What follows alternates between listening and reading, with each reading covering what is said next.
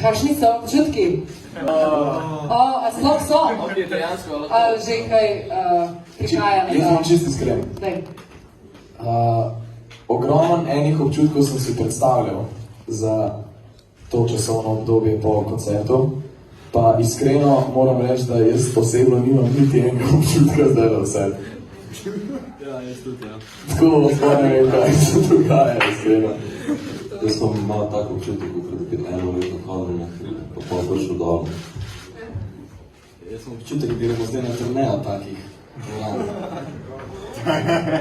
Jaz imam majke mi občutek, da nimam nobenega občutka. Jaz imam občutek, da bom užival zdaj 3 tedne, kaj gremo na dopust. Ja, to pa ja! Kaj pa ti, Nace? Brez občutkov. Res prazna glava. Škoda dobro, da delamo tiskovko. Res? V bistvu nimamo nič za povedati.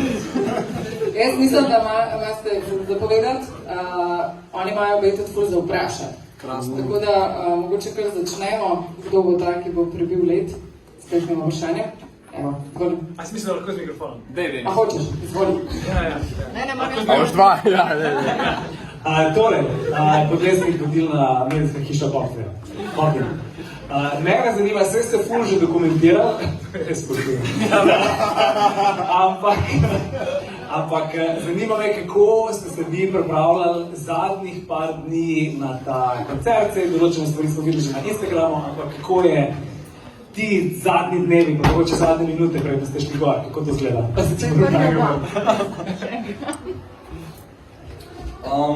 Zadnji dnevi pred tem koncertom so bili posvečeni večinoma stvarem, za katere si, po mojem, da večina ljudi, vključno z nami, ne bi mislila, da zahtevajo toliko enega časa pa toliko ene energije. Največ časa smo porabili za, jaz osebno recimo sem največ časa in tudi največ sivih las porabil za razdeljevanje svojih ljudi, ki sem jih povabil na pač ta razvrščena mesta. Cenkali smo se za geste. Cenkali smo se za guest liste, počutil sem se vsaj nekaj dni, kakor da imam poroko in da bo ogromno enih družinskih članov užaljenih, ker ne bodo tam, kjer pač ne bi bili. Po v bistvu za en prazen niča, ker pač smo bili vsi v tej eni dvorani in upam, da je bilo vsem enako lepo, ne glede na to, kje so pač bili postavljeni.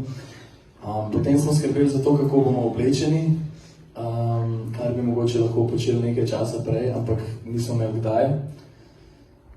In Cel mesec smo programirali luči pa skrine in delali režijo, torej detajle.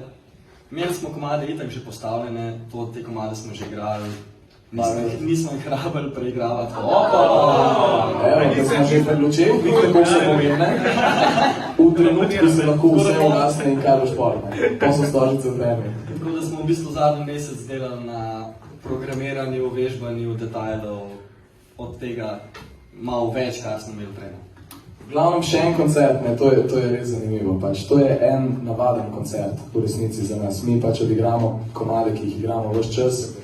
V ti 2 uri pa vložimo toliko več enega, kaj pa vem, nekega čustva, ki ga tudi ne vemo, niti ga ne moramo razumeti.